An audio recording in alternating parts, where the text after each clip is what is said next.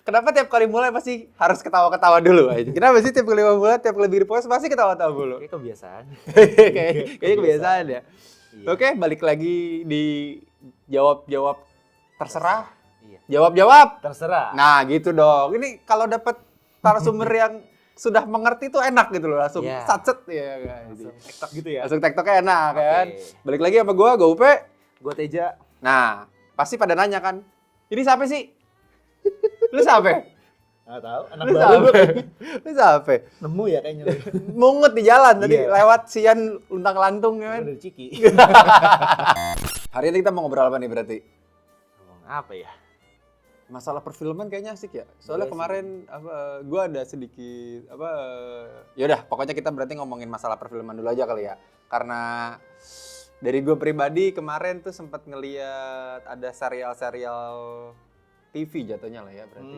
Serial TV walaupun juga di media streaming online. Iya. Yang menurut gue perfilman Indonesia kayaknya sudah, buat gue pribadi loh ya, sudah lebih baik gitu. Nggak cuman yang isinya horor doang, karena gue pribadi gue nggak suka sama film horor. Hidup gue udah Oke. cukup horor coy. Ya. Nah ini kan kebetulan kalau nggak salah punya channel sendiri namanya Katon Film. Asik. Coba bisa jelasin dikit nggak Katon Film itu apaan sih? Jadi Katon Film itu salah satu media ya. Salah satu media. Kita suka ngebahas film. Kita juga ngasih review kita subjektif tentunya lah ya. Terhadap film-film Indonesia maupun luar negeri gitu. Ya namanya juga masih baru, kita juga coba-coba. Awalnya juga dari hobi sih. Awalnya coba-coba ya keterusan. Iya, keterusan. Jadinya ya keterusan nulis gitu. Kita juga emang bertiga gitu kan, gue sama dua teman SMA gue. Ya kita emang hobi gitu dulu nonton film. Cuman mungkin sekarang baru kepikiran, oh sekalian aja gitu tulis gitu. Ya, awalnya Kita- dari yang emang bertiga hobi nonton, kenapa nggak apa ya bahasanya mungkin diseriusin aja kali ya sekalian Seriusin, bikin apa ya jatuhnya bukan kritik lebih ke review berarti ya. Review. Ya siapa tahu juga bisa dikritik, who knows gitu kan, tergantung nanti yang Iya sih. denger, Ah, yang benar, buat benar. filmnya denger atau enggak gitu. Cuman ya daripada kita nonton doang, mungkin alangkah baik kita juga berbagi lah gitu kan. Memberikan Perspektif apa ya, kita. perspektif ya perspektif dari para penontonnya. Karena kan ya film itu ya salah satu seni yang kita suka juga kan, orang seninya beda-beda tuh. Iya sih. Ada Iya yang- kalau misalnya kita nggak doyan sama perfilman, terus ngapain bikin ini gitu Iya. pertanyaannya. benar. Ngapain bikin Benar, ini? benar. Ngapain kita Bikin syuting ini? sini ya? Iya makanya kita syuting juga. Oke. Oke, itu singkat cerita Teja Cut On berarti. Teja dan teman-teman. Oh, Teja dan Iya. teman-teman di Iya. Cut On berarti. Di Cut On. Di Cut On. Oke. Betul sekali. Kebetulan kan di sini saya doang ya, jadi ya udah. Gua hantu berarti, men. Iya. Ya maksudnya kan dari kata saya sendiri gitu. Oh iya, dari Maksudnya kata kan ada sendiri. 2 orang gitu. Yang dua orang ini Ada di planet masih hidup, lain. alhamdulillah. Masih hidup. Oh, kirain udah. Jangan. Oh, jangan dulu. Jangan dulu, jangan dulu. Kasihan mereka. Siapa tahu terhanyut ke bawah. Ini udah mulai belum mulai Mas. Sudah begini ya. Ya. Oke, balik lagi ke perfilman Indonesia lah ya. Nah, ini menurut Om Teja nih. Saya masih muda, Mas. Udah om. Menurut Bang Teja, asik. Boleh lah, Bang. Menurut Bang Teja, perfilman Indonesia dari pendapat pribadi dulu deh. Maksudnya benar-benar pendapat opini dari diri sendiri ngelihat perfilman zaman dulu sama zaman sekarang tuh ada perbedaan gak sih? Oh, Tapi maksudnya benar-benar terfokus di ya nggak usah ngelihat film dari luar negeri dulu ya karena buat gue pribadi juga kayaknya jauh banget sih ya. ya. Jauh banget sih ya. Tapi makanya Ya. benar-benar film Indonesia antara yang dulu dengan yang sekarang itu kelebihan dan kekurangannya deh. Indonesia ya. Ya, kita fokus ke negara Indonesia. Mungkin kalau sekarang gue mau bahas dulu apa sekarang dulu ya? Dulu deh ya. Dulu. Oke lah, dulu. Gini deh, gue langsung ambil contoh aja kali ya. Horor zaman dulu gitu. Kayak misalnya era-era tahun 80, tahun 90 gitu kan, film-film kayak contohnya Ratu Ilmu Hitam, terus juga Pengabdi Setan yang Susana. Ya mungkin lo tahu Susana lah pasti gitu. Ratu film horor di zamannya. Wih, Benar, gila. gitu. Nah dulu tuh dia pakai approach yang berbeda gitu ketika bikin film horor. Artinya adalah Iya dulu ya. kalau dulu itu tuh Ini pribadi gue ya. Ah. Kalian bisa beda-beda nih nangkapnya. Ini kan subjektif juga gitu. Dulu itu kalau lu nonton 2 film itu pasti agama menang. Selalu menang ya? Agama tuh selalu dibikin menang. Entah kenapa, mungkin emang dulu propaganda juga kali ya. Maksud gue kayak ini Iya agama sih, nih pembahasan. jawaban dari masalah-masalah. Betul. Dari masalah hidup maupun masalah mistis gitu tuh. Hmm. Dulu tuh masih agama tuh dibikin menang gitu. Nah, Jadi mungkin kalau dalam bahasa guanya ya, gua nangkepnya lebih kayak ini kreatif ceritanya ya. lebih kayak tiap ada problem tuh pasti ada sih solusinya Solusinya. dikasih. Nah kebetulan di zaman itu dikasih solusinya selalu berhubungan dengan agama. Ini spesifik lagi horor ya. Horor ya. Horor nih Spesifiknya horor. yang gua tonton kalau Pengabdi Setan, Ratu Ilmu Hitam itu tuh agama gitu loh. Karena itu kalau lo tahu 2 ending itu tuh Ustadz selalu menang. Selalu menang ya. Ustadz atau Jadi dia pahlawan di akhir. pahlawan di akhir. Nah, Berasa kayak film Marvel lah. bener sih. Cuman Ustadz gitu. Tapi Ustadz. Agak ada nyala-nyala gitu. Bayang Ustadz di film Marvel. Oke, balik lagi ke yang tadi. Nah, kalau sekarang itu ya gue langsung sebut aja lah ya. Joko Anwar. Dia Iya, remake Joko Anwar. Pengabdi Setan. Dia yang remake Pengabdi Setan. Bukan remake sih ya. Gimana? Ya, Gue jatuhnya bingung remake. sih. Ya remake lah ya. Remake, Sebutnya jatuhnya dia remake. remake. Intinya dia punya apa namanya? Interpretasi sendiri lah terhadap film Pengabdi Setan gitu. Ya di sini udah beda approach-nya gitu. Yang gue lihat di sini agama kalah.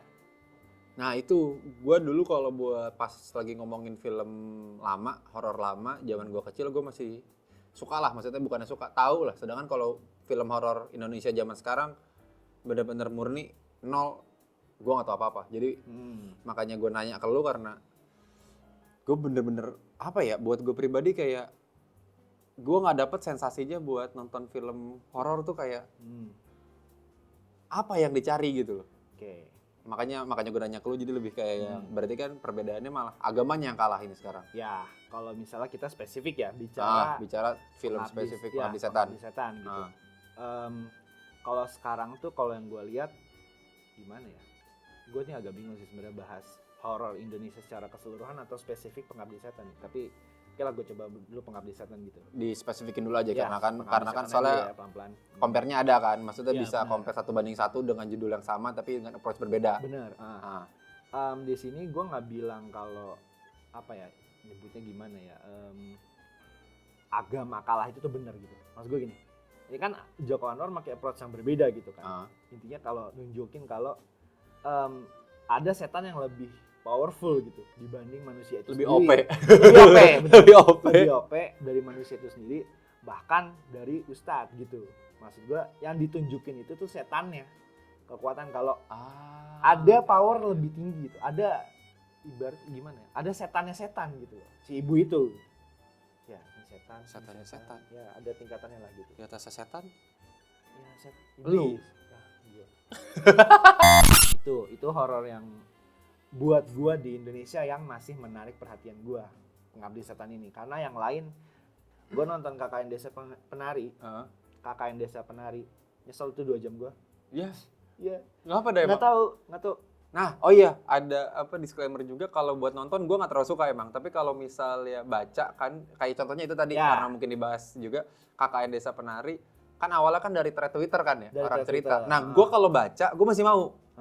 Karena Karena apa ya, maksudnya sambil menjelang tidur ibaratnya baca. imajinasi lu gerak sendiri nggak sih? Iyalah. Ya, itu. Jadi imajinasi gue berpikir sendiri keadaan di sana seperti apa, kita jadi yang bayangin Secara horornya kayak apa gitu. visual dan audio gitu kan. Secara visual dan audionya gue main. Tapi pada saat disuruh nonton film horor kayak yang apa ya, kurang tertarik aja, kayak gue nggak nemu alasan untuk nonton.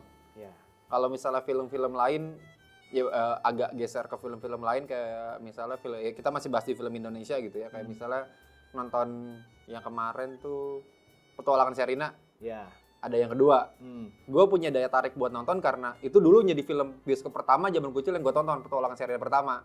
Jadi gue ada punya sedikit bernostalgia karena itu jadi Orangnya film masih sama juga. orang yang kebetulan masih sama juga. Dan itu film pertama gue nonton di bioskop zaman gue kecil, kayak yang jadi ada alasan buat ayo nonton gitu loh. Sedangkan kalau film horor kayak yang gue mending baca deh gitu. Ya. Karena Mungkin juga itu satu, kedua juga lebih fleksibel juga kali. Kalau nonton kan lu kan harus terfokus 2 jam nonton gitu. Kalau misalnya lu baca, anjing nih cerita udah serem, udahan udah tutup beres. Udah, gue udah gak mau lanjut dah gitu. Itu kan pendekatan orang ya, Iya maksudnya benar, approach-nya ada yang beda-beda. baca gitu. Nah mungkin lagi-lagi gue spesifik nih ya bahas yang KKN kalau menurut gue.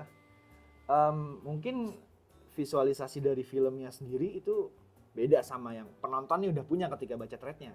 Lu sebelumnya sendiri udah sempet Udah baca. Mungkin Nah, juga itu juga karena kita nah. punya imajinasi kita sendiri, Ya. terus diimajinasikan di film yang berbeda, ada kecenderungan kecewa, bukan kecewa apa ya? Beda, bukan perspektif, apa namanya? Pada saat lu beda harapan gitu loh. Ekspektasi, Ekspektasi, bener. lidah gue belibet banget. Ekspektasinya beda. Bener. Ya kan? Ya, secara visual tuh, gue udah ngebayangin kayak misalnya si Ayu sama Widya tuh gimana, terus pas di hutan tuh gimana. Maksud gue, sesimpel itu tuh gitu. Kita pas udah baca kan udah tahu gitu, ini kegambar gimana gitu. Dan mungkin ketika gue nonton itu beda sama, ya beda jelas ya, cuman kan bagus atau enggaknya itu yang iya sih. itu yang jadi subjektif di ya, betul. setiap kali orang nonton film gitu kan. Nah kalau yang gue lihat, walaupun mungkin penceritaannya seperti itu, film ini tetap laku gitu. Film ini tetap laku dan ngebantu, bener-bener ngebantu.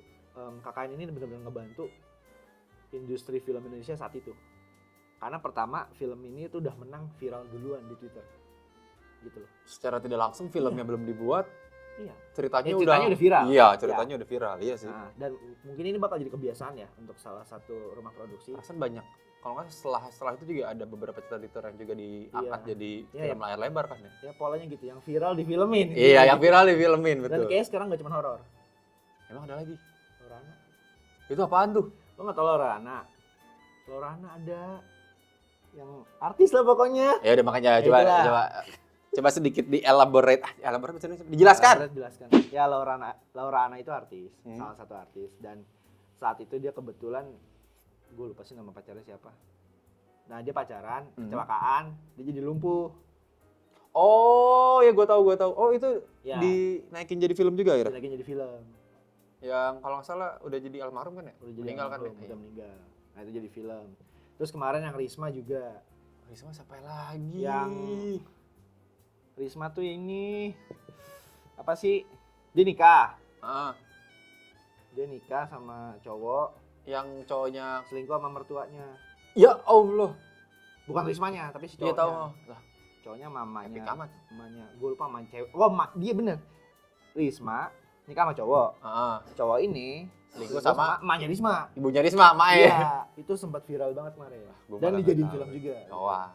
Yang gue tahu malah ada cerita cewek nikah di daerah Sumatera kalau nggak salah ya, lupa gue. Kalau misalnya gue salah maaf. Nikah terus gue lupa tuh siapa yang kabur. Abis nikah kabur ke Bandung kalau nggak salah. Terus nikah lagi. Iya. Gue malah taunya itu ceritanya. Sempat viral di Twitter juga kan itu gue. Risma jauh sebelum itu. Oh itu jauh sebelum itu. Ya intinya mungkin sekarang untuk ya beberapa film polanya udah begitu kali. Yang viral tuh langsung dibikin film gitu. Ya sebenarnya sih gue nggak terlalu masalah lah ya. Yang penting bisa dinikmati aja lah gitu. Bisa dinikmati aja gitu. Secara cerita dan maupun secara look gitu loh.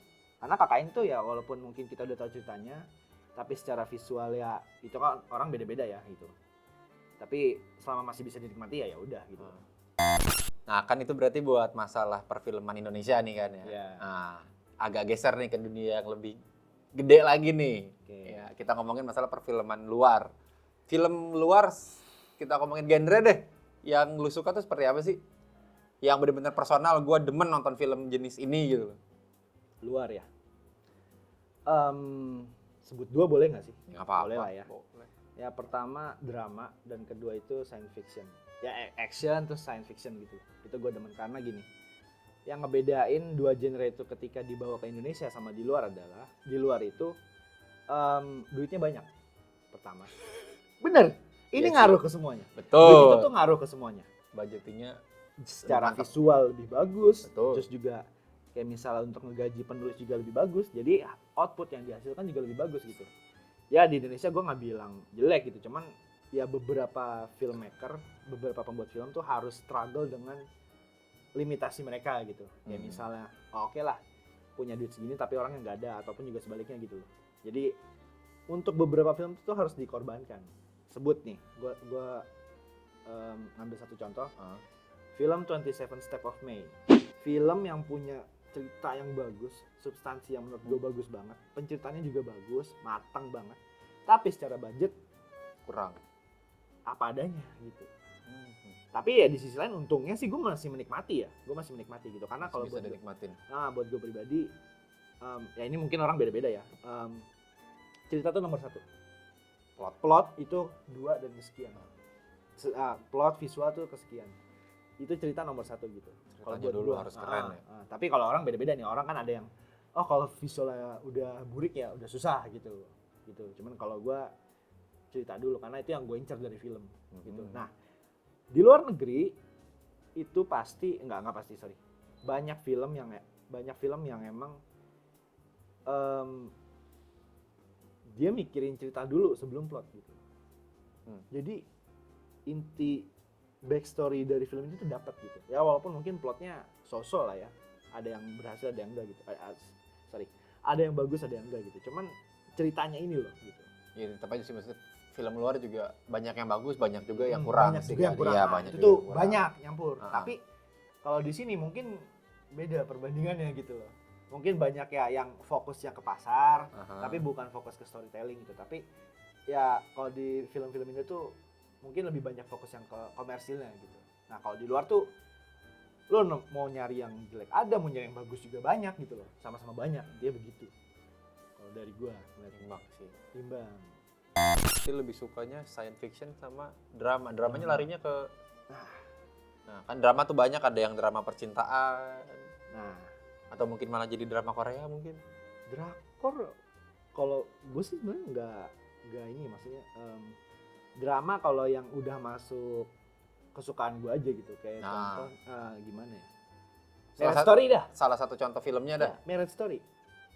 Marriage Story. Marriage Story itu sebenarnya bukan drama, lu bisa bilang itu biografi. Biografi jatuhnya. Itu orangnya ada, cuman ceritanya ada, cuman orangnya beda gitu. Itu tuh cerita yang bikin filmnya sendiri. cerita dia pas dia cerai sama istrinya. Nah itu tuh karena asli dan wah itu gue suka banget. Cara dia nyeritain juga matang. Berarti ya. After Sun juga. After Sun tuh juga film ya mungkin dia promosinya nggak terlalu banyak ya di berat sini. tuh film anjir. Lu udah nonton? Belum kelar. Oh belum kelar. Belum kelar. Itu gue nyesel nontonnya. Karena bukan jelek, terlalu bagus dan terlalu gila itu menurut gue. Terlalu ngefek ya, impact-nya yang itu gue pas nonton tuh merenung setengah jam. Gue berenung setengah jam dan sampai perlu setengah jam. Nah, oh iya bentar, sebelum pindah topik. Nah, itu dia salah satu menjadi kenapa gue juga cukup dibilang suka juga enggak, tapi apa ya? Menikmati lah nonton film, karena ada beberapa film yang pas lu beres nonton lu kayak pas keluar bioskop tuh kayak beda dunia gitu kayak. Ya.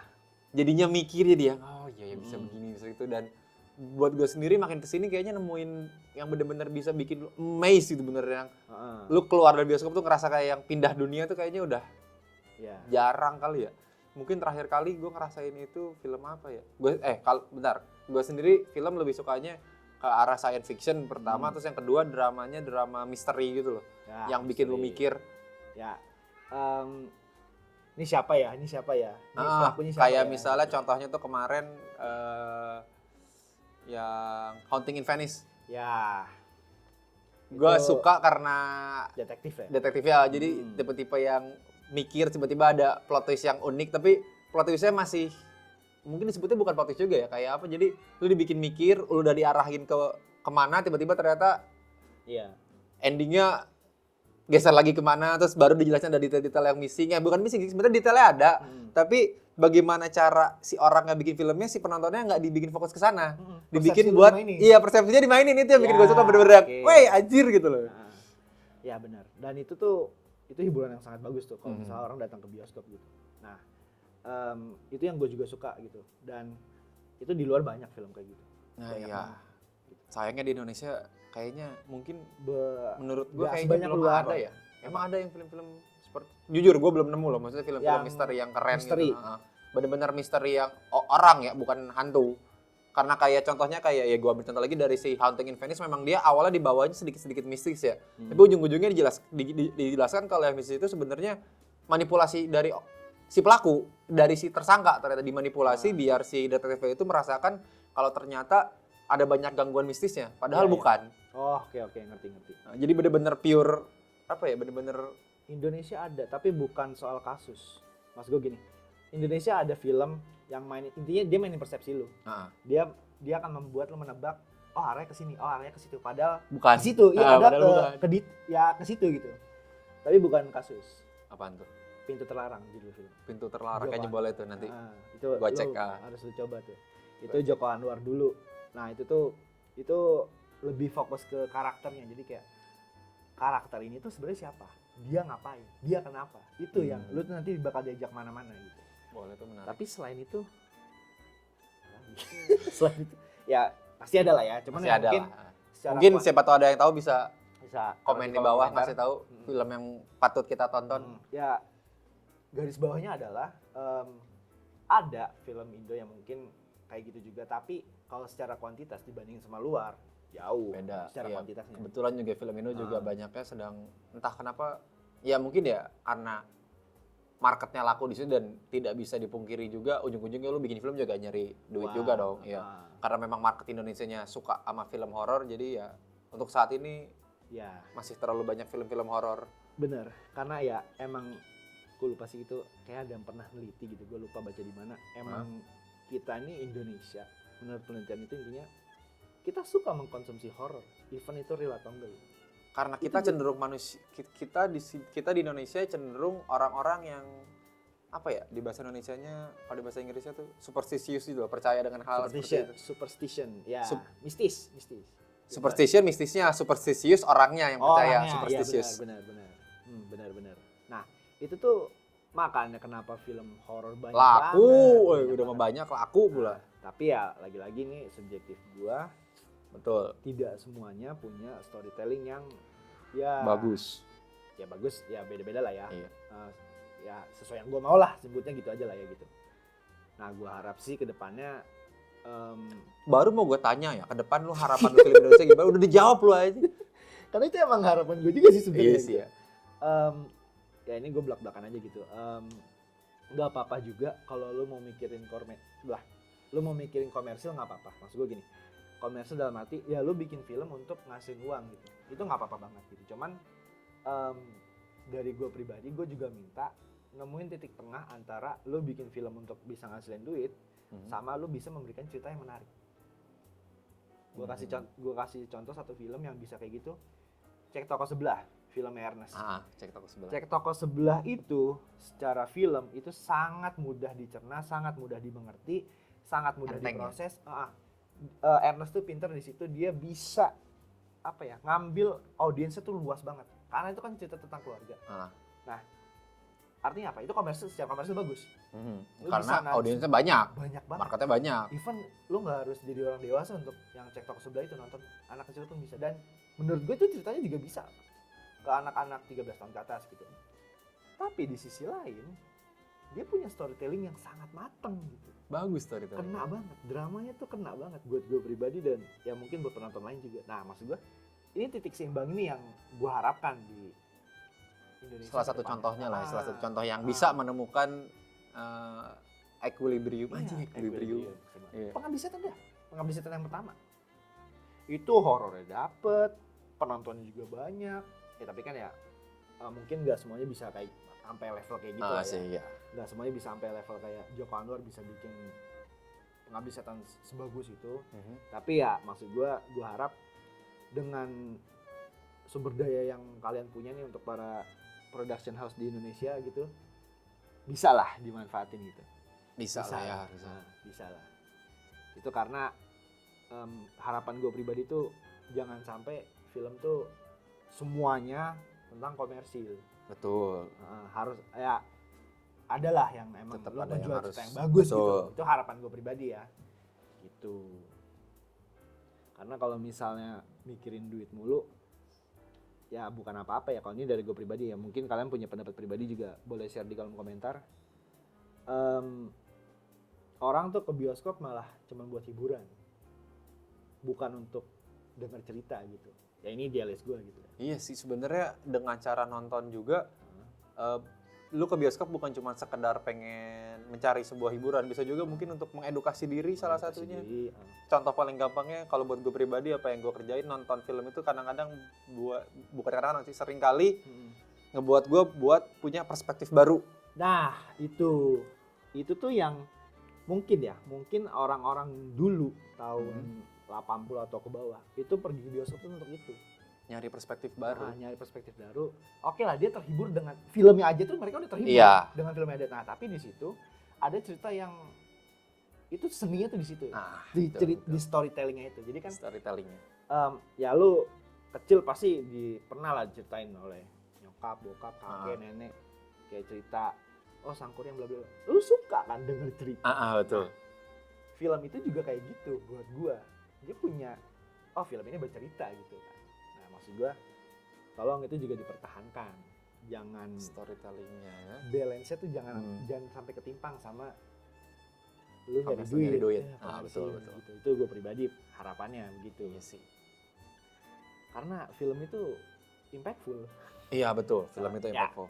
Salah satu seni kan film nih, ada musik, ada lukisan gitu kan. Ya tiga seni ini nih impactful semua gitu. Film salah satunya gitu sih kalau yang kalau misal lukisan kan secara visual, musik secara audio, sedangkan kan film dapat dua-duanya gitu loh. Makanya itu salah satu salah satu seni yang cukup kompleks lah ya. Bukan kompleks, lengkap. Kalau kompleks kan kayak banyak ribet. Kalau jadi lengkap lah, bukan kompleks, lengkap. Jadi ya dua-duanya ada gitu. Benar. Dua-duanya ada. Itu sebelum kita tutup nih, gue punya satu pertanyaan terakhir yang sebenarnya pertanyaannya masih juga pertanyaan pendapat sih.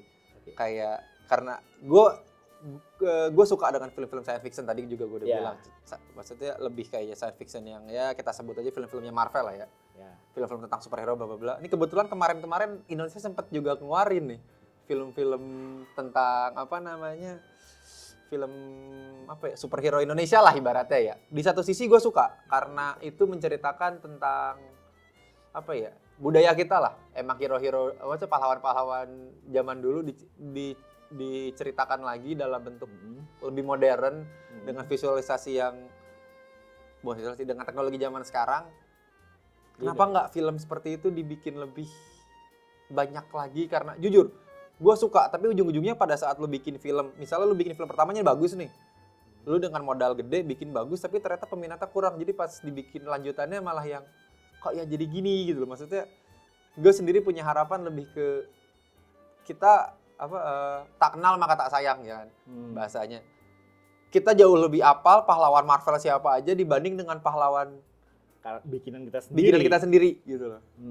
Coba lu tanya anak sekarang apakah tahu dengan seorang Iron Man, pasti kenal.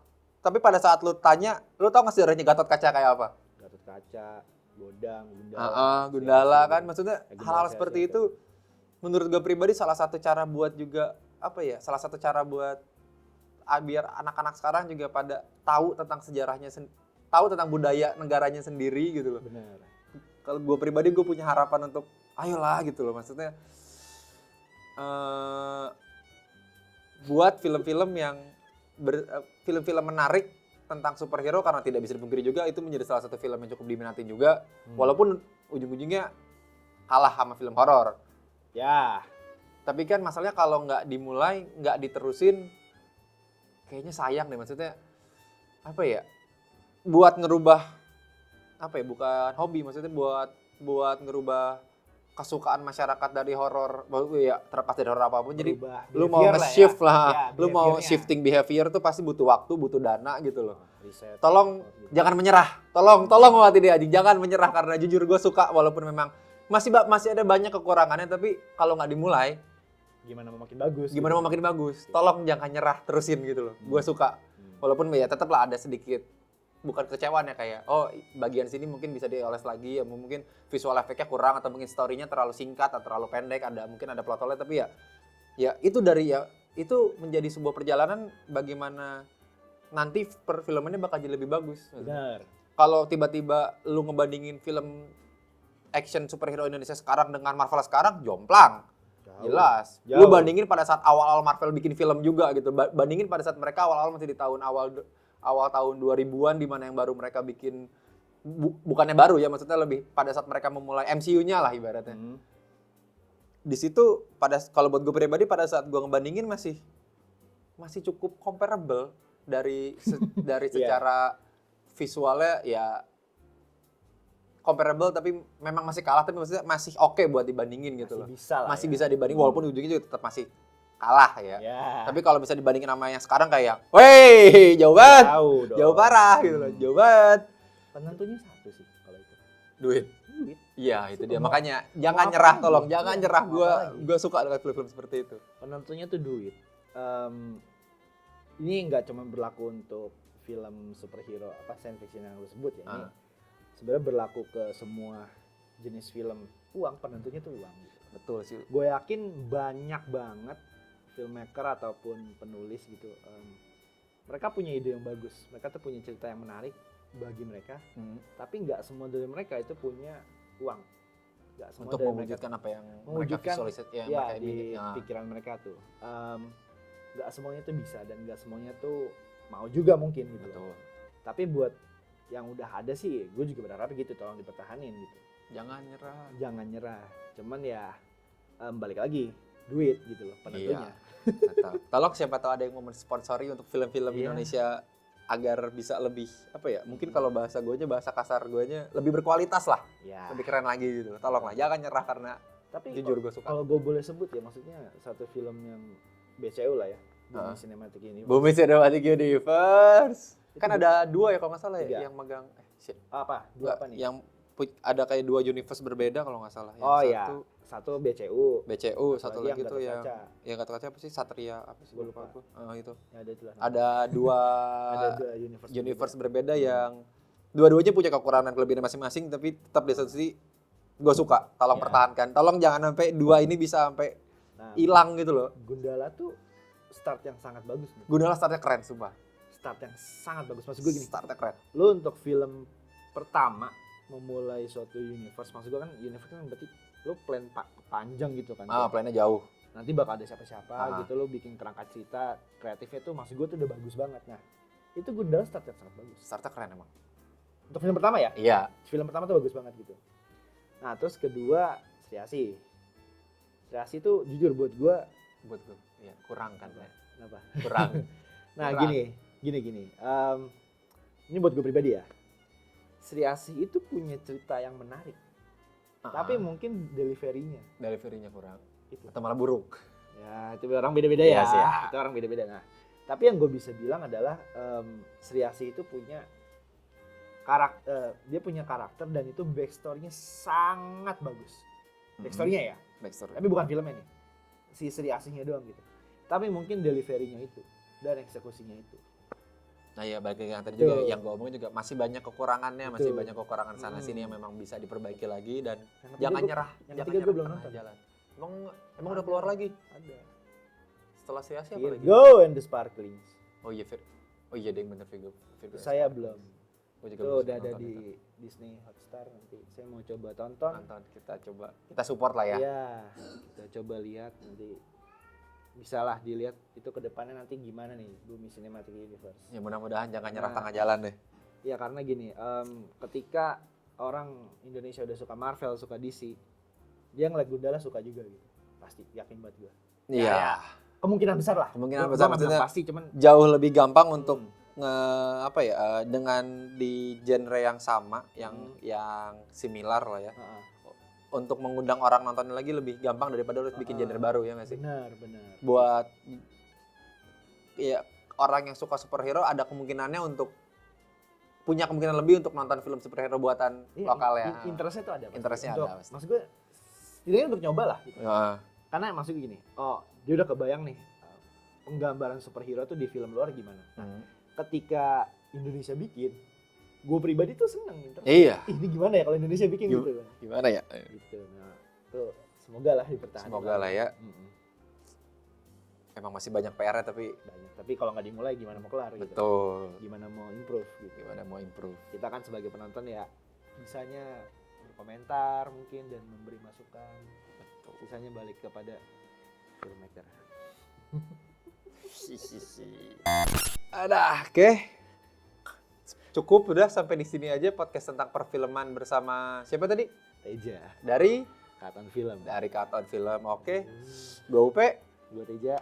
Sampai ketemu di podcast selanjutnya. Jangan lupa di like, di subscribe, di komen, nyalain apa namanya? Loncengnya ya kan? Iya.